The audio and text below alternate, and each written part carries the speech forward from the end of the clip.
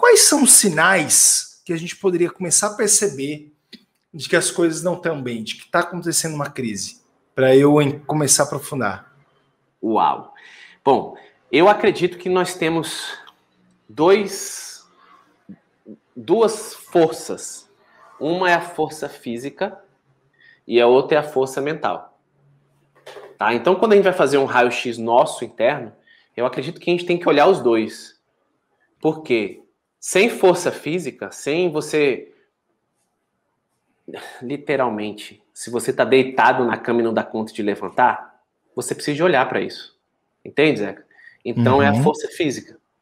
Tá? Porque se a gente vai passar no raio-x, o que o raio-x mostra? O raio-x, por exemplo, uma vez eu participei de um campeonato de taekwondo e eu quebrei o terceiro metatarso. E, rapaz, o meu pé, ele subiu do tamanho de um monstro. A minha esposa, na época, era minha namorada. E ela olhou aquilo, ela falou, que é isso, meu Deus do céu? Aquela coisa toda.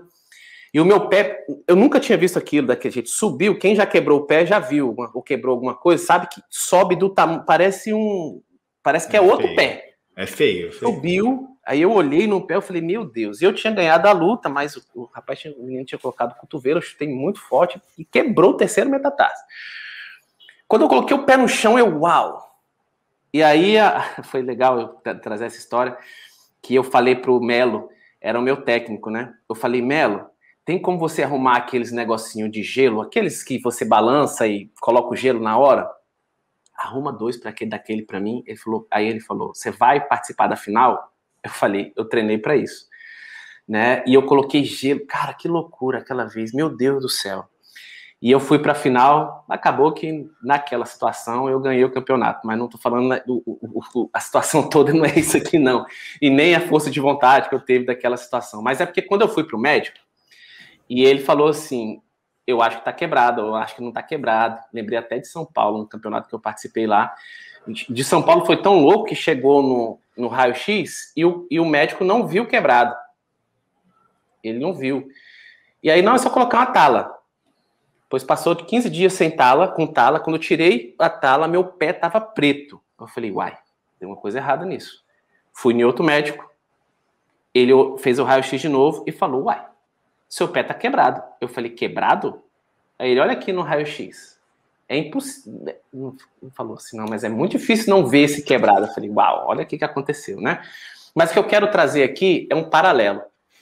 Um médico olhou um raio-x e não viu, o outro médico viu. Mas o raio-x poderia estar com uma diferença um pouco de imagem, mas estava quebrado lá dentro. É por isso que a gente pode estar quebrado dentro internamente. Um físico e a outra forma que eu acredito é o mental. E muitas vezes... por que as pessoas não falam isso pra gente na escola? Por que os pais da gente não falaram pra gente? Primeiro é porque não é culpa deles. Era o que eles tinham de informação. Hoje nós temos mais informação. Hoje a tecnologia ela avançou. Ela coloca um monte de eletrodos aqui na nossa cabeça. Entende se você está com dor de cabeça. Entende se você está sonhando. Entende se você está viajando. Entende? Então, essa parada que a gente tem hoje, que a gente pode levar isso para você, inclusive, que está assistindo, de repente, você nunca se atentou a isso, é porque que as pessoas não colocam tanto essa parte mental em jogo. Por que tantas pessoas se suicidam? Por que tantas pessoas se destroem,